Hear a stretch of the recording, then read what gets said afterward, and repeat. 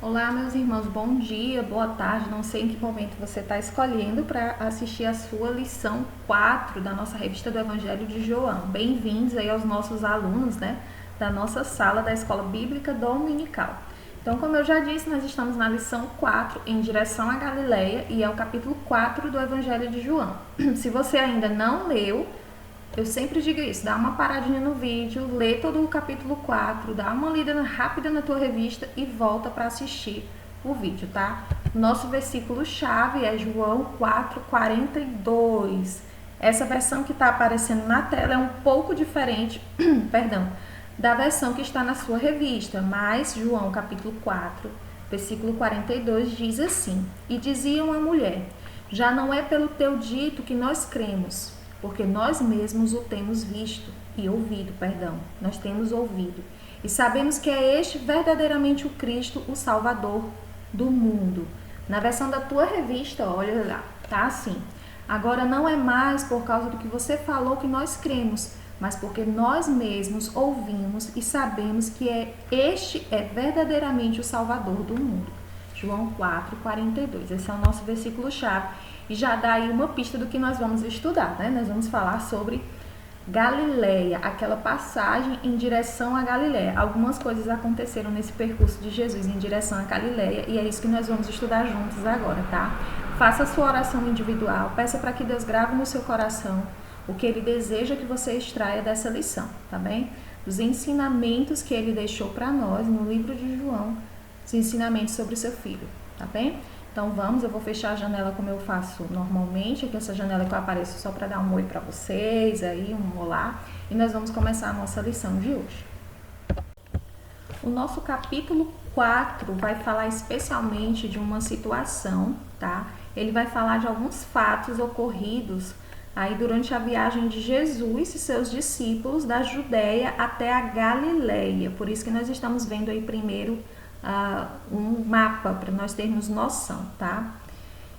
E aí é interessante que nós já entendemos que havia alguma rixa aí, né? Havia algum confronto entre os judeus e os samaritanos, e é por isso que nós vamos começar vendo esse mapa para compreender que rixa é essa, tá? Para começar, olha lá em cima Galileia, um pouquinho mais abaixo Samaria circulado, né? E abaixo Judéia. Era esse o percurso que Jesus deveria fazer, tá?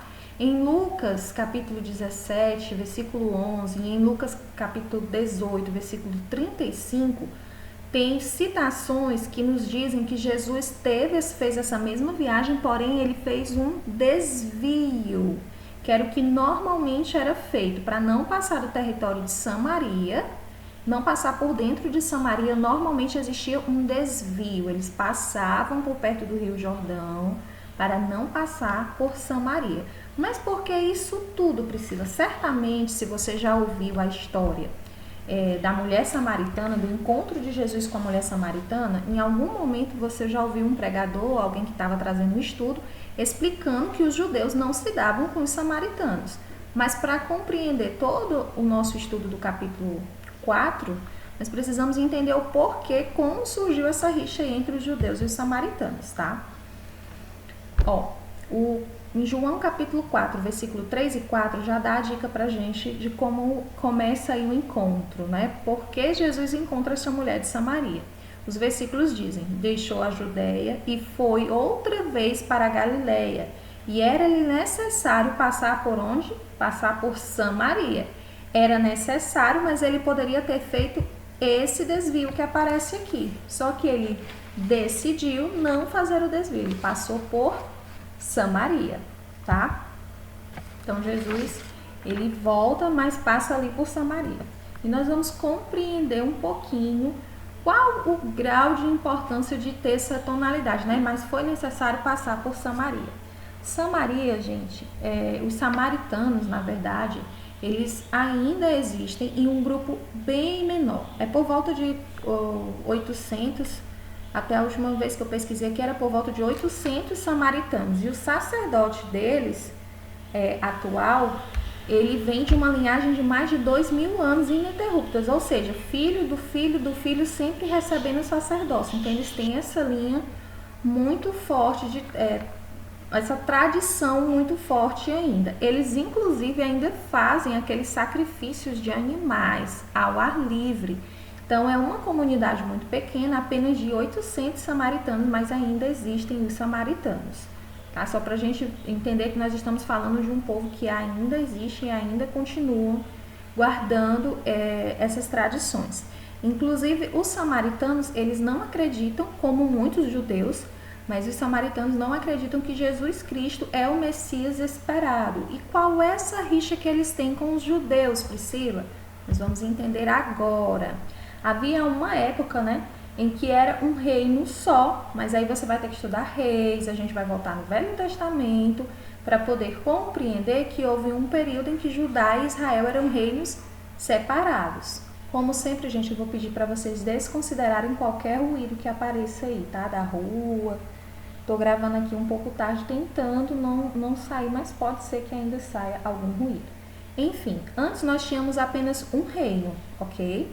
Mas aí acontece de existirem dois reis, né?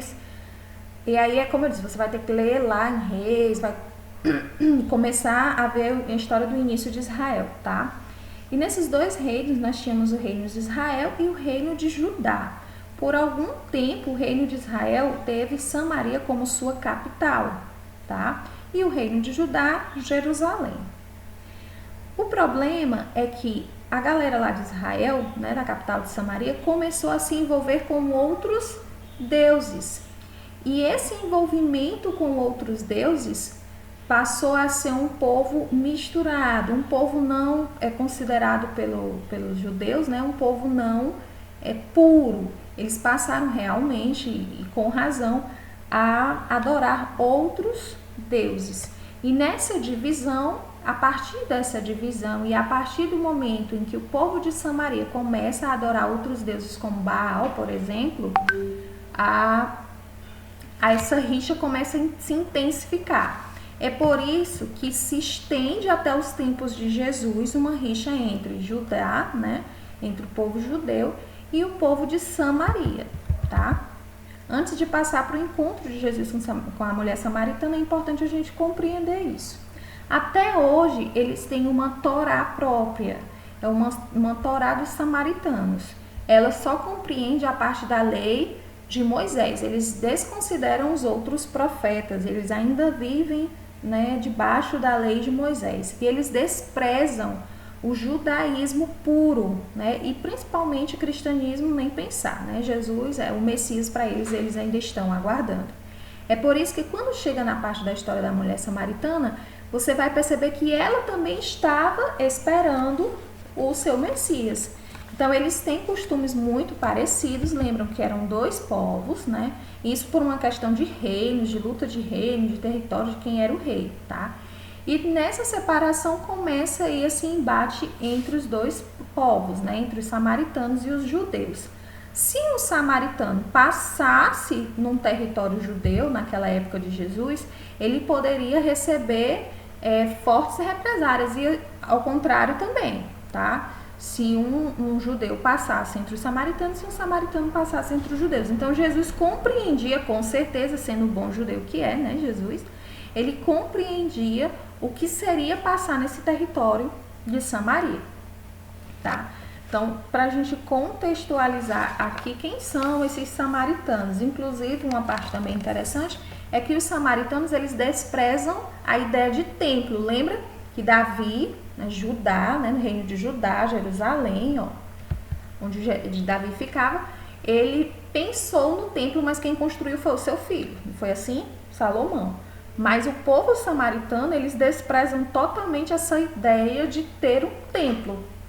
O povo samaritano, desde aquela época, eles têm um local de adoração, né? Um monte, eu acho que vou falar a palavra certa, Gerizim, ou Garizim, acho que eu não estou pronunciando exatamente.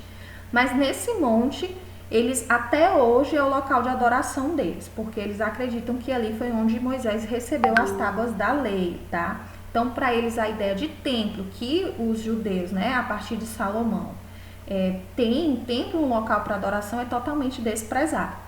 Por que eu estou falando isso? Para você ter uma noção de como eles divergem em pontos importantes da sua cultura. Então, eles realmente eram um povo muito inimigos mesmo, um dos outros, né? Então, por isso, tamanha seriedade seria Jesus passar por Samaria. Mas o nosso Deus, né, sábio do jeito que era, ele usava todas as oportunidades para ensinar. E ele não só passa por Samaria, mas encontra oportunidade para levar o amor de Deus àquele povo também. O que nos ensina, né, gente? Às vezes a gente quer selecionar as pessoas em que nós vamos falar do amor de Deus. Aqueles que merecem, aqueles que parecem mais bonzinhos, né? Aquelas pessoas mais limpinhas, que me parecem mais puras.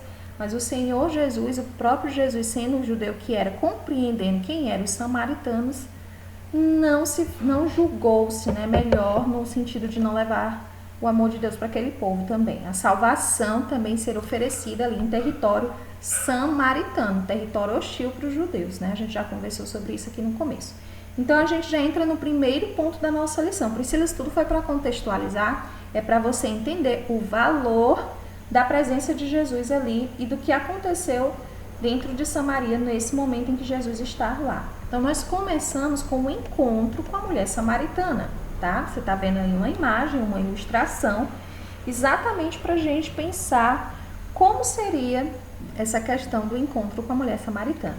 Acredito que você também já tenha visto, né, algum pregador comentando, alguém que está dando um estudo bíblico, sobre o fato da mulher estar vindo ao poço ao meio-dia, que era totalmente incomum, é um horário quente, né?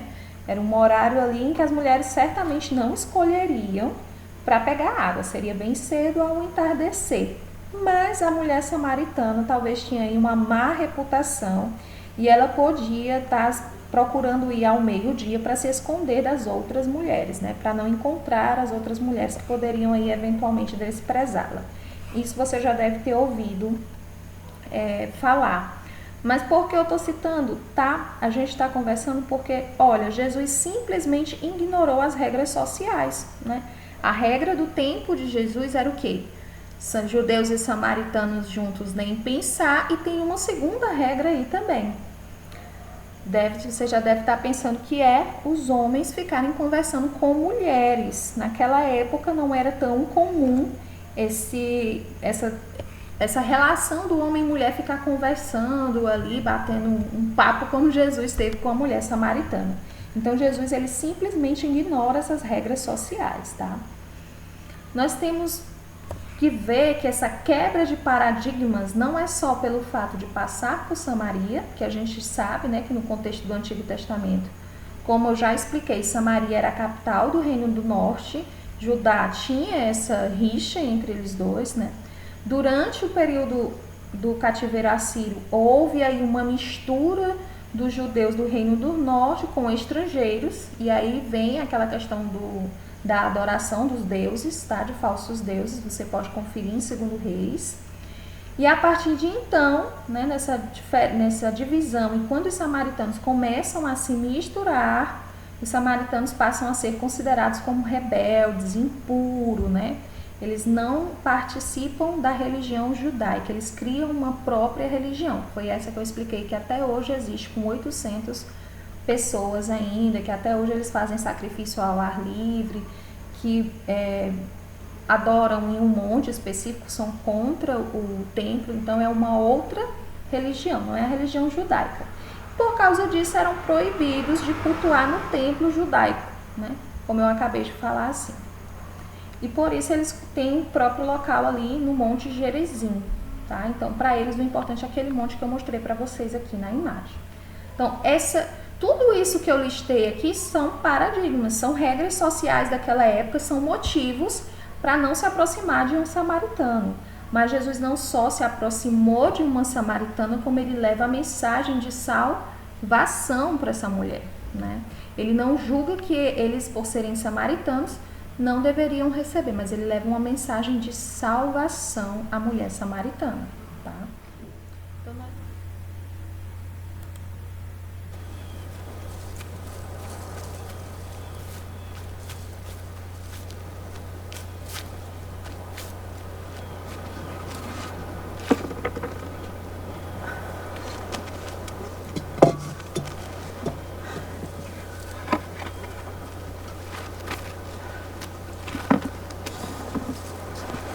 Dá-me de beber.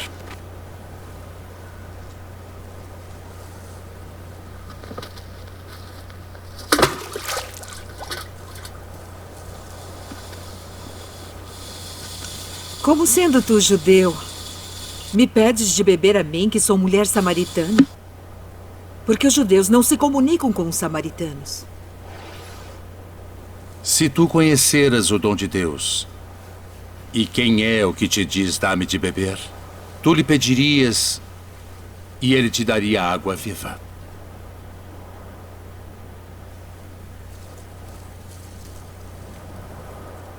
Senhor, tu não tens com que a tirar, e o poço é fundo. Onde, pois, tens a água viva? És tu maior do que o nosso pai Jacó, que nos deu esse poço, bebendo ele próprio dele, e os seus filhos e o seu gado? Qualquer que beber desta água tornará a ter sede. Mas aquele que beber da água que eu lhe der, nunca terá sede. Porque a água que eu lhe der se fará nele uma fonte de água que salte para a vida eterna.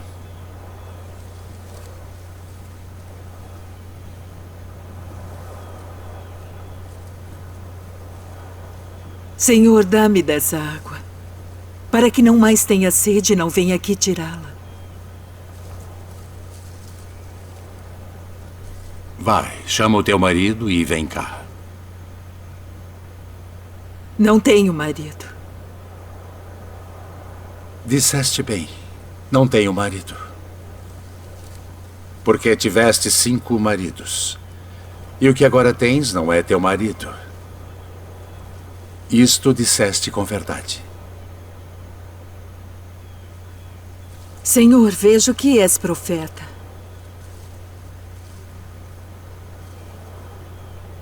Nossos pais adoraram neste monte. E vós dizeis que é em Jerusalém o lugar onde se deve adorar. Mulher, crê-me, que a hora vem em que nem neste monte, nem em Jerusalém adorareis o Pai. Vós adorais o que não sabeis. Nós adoramos o que sabemos porque a salvação vem dos judeus. Mas a hora vem, e agora é, em que os verdadeiros adoradores adorarão o Pai em espírito e em verdade. Porque o Pai procura tais que assim o adorem. Deus é espírito, e importa que os que o adorem em espírito e em verdade.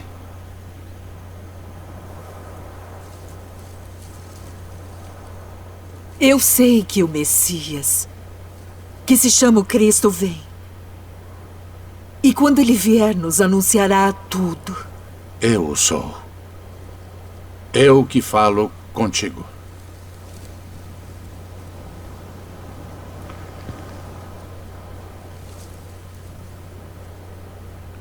A mulher samaritana, tá? Então nós vamos pensar assim, ó, se a nossa esperança em Cristo se limita apenas a esta vida, nós somos as pessoas mais infelizes desse mundo. Você já se viu como a mulher samaritana que diante da água da vida ainda ficava preocupada com as coisas terrenas? Quero que você pense comigo aqui. Não é necessário, né, eu voltar a falar como foi esse encontro, porque você certamente leu a sua revista, leu o capítulo, viu aqui o vídeo e você conhece a história da mulher samaritana. Então vamos pensar juntos, será que já houve momentos em que nós estávamos de frente com a água da vida e mesmo assim nós estávamos preocupados com as coisas aqui da terra? Eu respondo, tá, gente? Sim, já tive momentos assim, né? Então nós temos que pensar, será que eu tenho dado devido valor à obra de Cristo por mim? O que Cristo fez por você? Será que nós temos dado esse devido valor? Tá? Então Jesus, ele não só encontra com uma samaritana, como ele leva a mensagem de salvação, ele explica o significado da salvação, ele trata a mulher na sua individualidade, né? E nessa individualidade, porque ele fala dos maridos que não são seus, então ele trata do pecado, ele apresenta ele apresenta a mensagem de arrependimento, ele se apresenta como o Messias, Mas ele não só faz isso, como ele faz como todas as suas mensagens, né? Arrependa-se.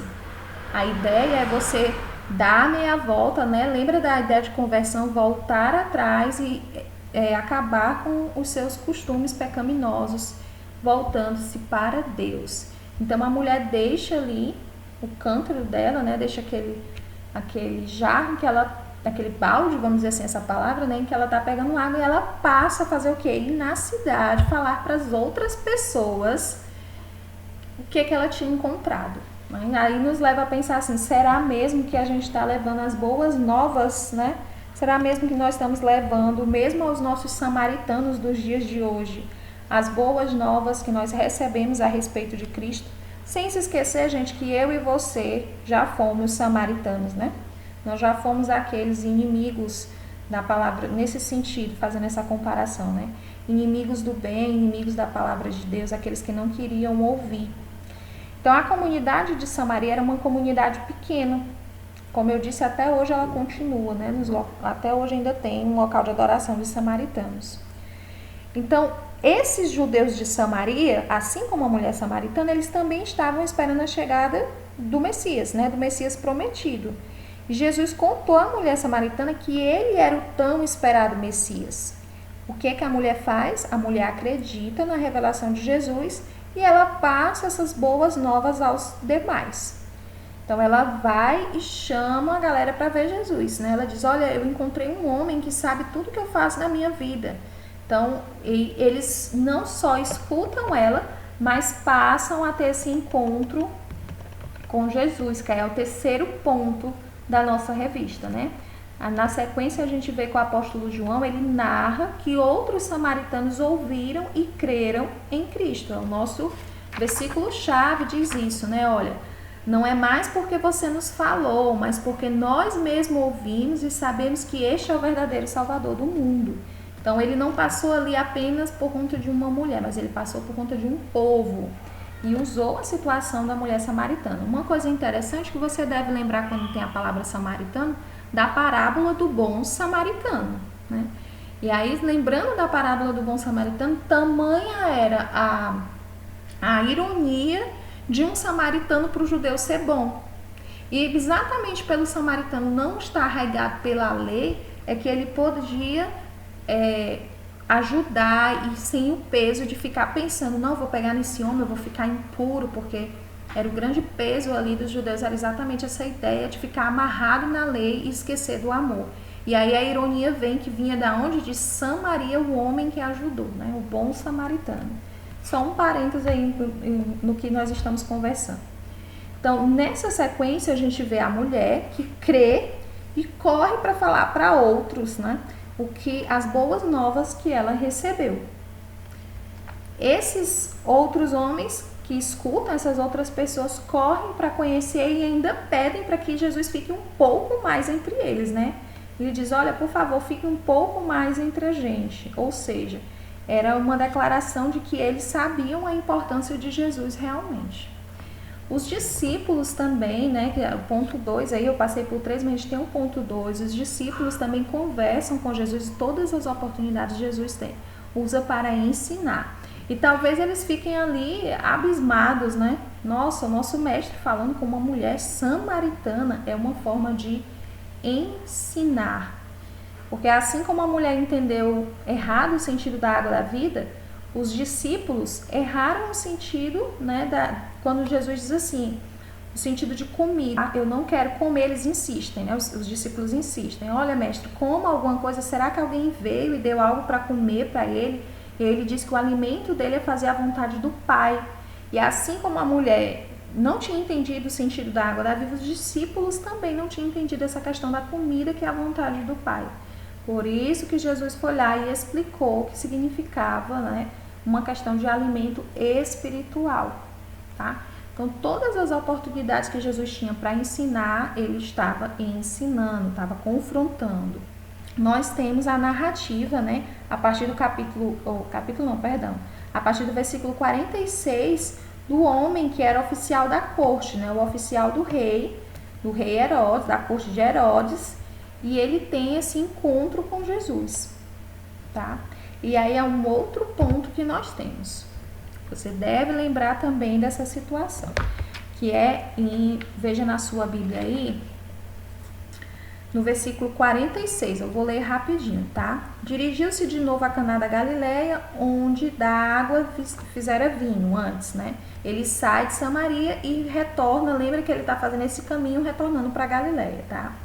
Ora, havia um oficial do rei cujo filho estava doente em Cafarnaum. Tendo ouvido dizer que Jesus viera da Judeia para a Galileia, foi ter com ele e lhe rogou que descesse para curar seu filho. Eu estou lendo na Bíblia, tá, gente? Vou para o versículo 48 agora. Que estava à morte. 48. Então Jesus lhe disse: se porventura não virdes sinais e prodígios, de modo nenhum crereis. Rogou-lhe o oficial: Senhor, desce antes que meu filho morra. Vai, disse-lhe Jesus, teu filho vive. O homem creu na palavra de Jesus e partiu. Vamos ficar aqui, tá? Então, quando ele está voltando, lembra que ele estava fazendo um caminho de retorno, ele encontra com esse oficial do rei, né? Esse oficial do rei vai até Jesus, e se você parar para pensar, olha, lá na Galileia, foi o local onde ele tinha feito o seu primeiro milagre, talvez o único milagre ali naquele local. Então, ele não tinha tanta fama ali, mas foi suficiente para que aquele homem, né? Que não se sabe se ele era judeu, se ele era gentil, mas se sabe que ele era um nobre, foi o suficiente para esse homem procurar um carpinteiro, né? Que coisa extraordinária, procurar um carpinteiro para que salvasse a vida do seu filho. Ele compreendeu, ele teve um despertamento a respeito de quem era Jesus, tá? Esse despertamento você vai ver no versículo 47, e ele teve um desprendimento da ideia de ser um homem nobre e procurou um carpinteiro, porque o que ele estava preocupado era com a cura do filho, tá? Então ele tem um desprendimento da alta posição que ele tinha por ser, né, oficial do rei, e procurar um carpinteiro, isso tudo por compaixão ao filho. E ele faz uma declaração, né? Olha, por favor, ele declara publicamente que se Jesus viesse, o filho dele iria viver. Então, o homem, ele crê, né, na palavra, que é uma palavra verdadeira, quando Jesus diz, vá, o seu filho vai viver. Porque Jesus entendeu a tamanha fé que aquele homem estava tendo. E ainda tem uma fantástica demonstração de fé. Ele não precisou trazer Jesus, não, vamos comigo, só a sua palavra não basta, né? Você tem que ir lá. Não, ele simplesmente acredita na palavra de que o filho estaria vivo quando ele retornasse, tá? Então, ali é suficiente, ele tem um despertamento de que Jesus poderia fazer algo por ele, ele tem um desprendimento da sua posição social, ele entende a declaração que a declaração que Jesus faz é suficiente, né? E ele passa a ser um discípulo de Jesus e persuadir toda a sua família a crer em Jesus. Isso nós vamos acompanhar agora seguindo a leitura, tá? Eu parei no 51. Então, ele pede, Jesus diz que ele vai, no versículo 50, tá? Capítulo 4, Jesus diz que ele vai, que o filho está vivo. Então, o homem creu na palavra de Jesus e partiu. Versículo 51. Já ele descia quando os seus servos vieram ao encontro, anunciando-lhe que seu filho vivia. Então, indagou deles a que hora o seu filho se sentira melhor. Informaram, ontem, à hora 7ª, a febre o deixou. Com isso, reconheceu o pai ser aquela, precisamente a hora em que Jesus lhe dissera, teu filho vive, e ele creu, né? Ele creu e toda a sua casa creu. Ou seja, aquele oficial do rei, ele não só usufrui de um milagre de Jesus, como ele compreende o valor não do milagre, mas da presença de Jesus. E ele passa a persuadir toda a sua família a crer em Jesus. Então, para concluir aqui a nossa lição 4, eu prometi que seria mais rápido, lembra? Eu fiz um resumo da nossa lição, Você tem um material riquíssimo, você pode ler em casa, ler o capítulo 4. E se tiver dúvidas, a gente pode tirar juntos no nosso grupo do WhatsApp, tá? Então, vamos lá. Para a gente concluir, nós vamos entender que nenhum dos passos de Jesus foi de maneira aleatória. Ele não passou ali em Samaria aleatoriamente, né? Os samaritanos e a família do oficial do rei foram alcançados por Jesus por causa da sua estratégia ao longo do percurso. Que essa viagem tenha revelado ao seu coração quanto a fé em Cristo é importante e como devemos amar e buscar os perdidos. A ideia não é deixar o tesouro guardado, mas passar para outros, tá? E foi isso que Jesus fez. Ele quebrou paradigmas, ele passou em território, entre aspas, inimigos, ele passou a levar a mensagem de salvação não só àqueles necessitados financeiramente, mas até mesmo a um oficial do rei. Então, independente da nossa visão de quem é menor, de quem é maior, lembre-se, para Deus todos somos almas, né? Dos mais velhos aos mais novos, para Deus não tem essa diferenciação. Para eles todos somos almas carentes de salvação. Então, invista no seu filho, invista no seu vizinho, invista naquele colega mais difícil que pareça, aquela pessoa mais perdida. Essa é quem precisa do evangelho. Interessante que esses dias eu fiquei lendo um pôster que dizia assim no Instagram, né? Uma mensagem de um grande pregador. Ele falava, olha, se você não reconhecer que você é o maior dos pecadores, você está muito enganado, né? Então, de todos, nós somos os mais miseráveis pecadores, carentes do perdão e da transformação de Jesus, ok? Então, Jesus não fez aleatoriamente, ele passou essas 3 situações porque ele desejava que todos alcancem a salvação. Pois, um abraço e nós estamos encerrando a nossa lição 4.